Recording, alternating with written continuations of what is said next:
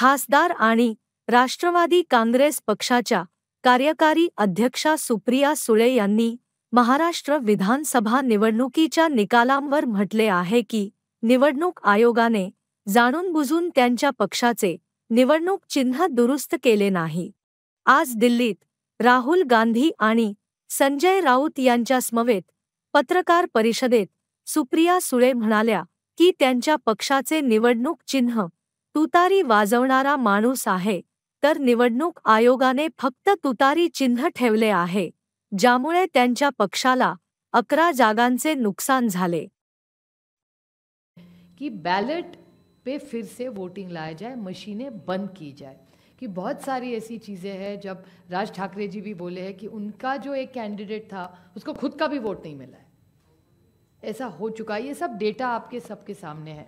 और दूसरी बड़ी बात, मैं इलेक्शन कमीशन वैसे तो बड़ी महत्वपूर्ण जगह है, लेकिन मैं बड़ी विनम्रता से कहना चाहती हूँ, हम और सेना बहुत वहाँ लड़े हैं। जिस तरह से हमारी पार्टी तोड़ी गई, जिस तरह से हमारे विधायक, हमारे एमपी, सांसद तोड़ा गया, पार्टी तोड़ी गई, हमारी लड़ाई आज भी शिवसेना की और एनसीपी की आज भी सुप्रीम कोर्ट में चल रही है। लेकिन और एक छोटी चीज़ उन्होंने की कि हमें जो सिंबल दिया गया और दूसरा सिंबल तुतारी वाजवणारा माणूस और तुतारी मराठी में वो एक ही शब्द तुतारी तुतारी उन्होंने किया।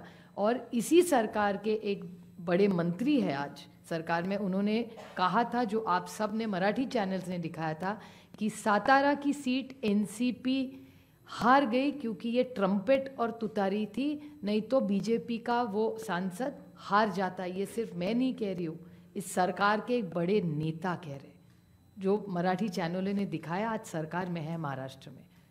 और हम सब ने जब विधानसभा में मांग की कि आप तुतारी हटा दीजिए, बड़ा कन्फ्यूजन हो रहा है, हमारी 11 सीटें ऐसी है, इस कन्फ्यूजन में हम हार गए।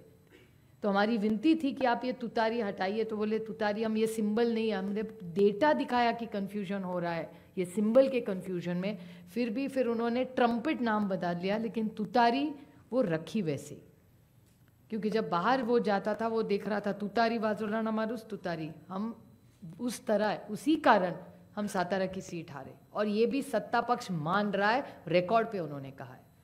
तो ये कैसे चलेगा? ये वोटर्स लिस्ट है, ये मल्टी फैक्टर अटैक है, ये सिंबल का इशू है, फिर पार्टियां तोड़ने का इशू है, ये वोटर्स लिस्ट का इशू है, और कभी कभी मशीन, लोग नाराज़ होते हैं जब हम मशीन के बारे में कहते हैं, लेकिन बहुत सारे ऐसे लोग हम सबको मिलने आते हैं।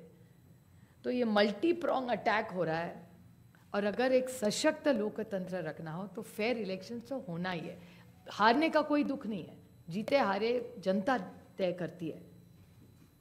हम तो जीत के आए, दोनों धैर्यशील जी आए, बट बड़ी विनम्रता से हम कहना चाहते हैं कि इलेक्शन कमीशन ये फेयर होना चाहिए, इतनी हमारी मांग है। और जो हमें जो लोटस लिस्ट फोटो सब मांग रहे, बस हमें दे दे, बाकी हम लोग क्या मांग रहे हैं। एक सशक्त लोकतंत्र में इलेक्शन कमीशन का रोल बहुत जिम्मेदारी का होता है। जिस संविधान के बारे में हम लड़ रहे हैं, राहुल जी बड़ी ताकत से उसके लिए लड़ रहे हैं, आप देख रहे हैं पार्लियामेंट में क्या हो रहा है। तो वो संविधान बचाना हो, देश बचाना हो, एक सशक्त लोकतंत्र के लिए महात्मा गांधी ने इतना बड़ा योगदान दिया, जवाहरलाल नेहरू ने देश को इतनी दिशा दी, इन सब के मान सम्मान, उनका जो उन्होंने मेहनत करके हम सबको ये हक दिया है, वो पूरा फेयर होना ही चाहिए। और हमारी लड़ाई नहीं है, हम सिर्फ पारदर्शकता चाहते, बाकी हमारी कुछ मांग नहीं।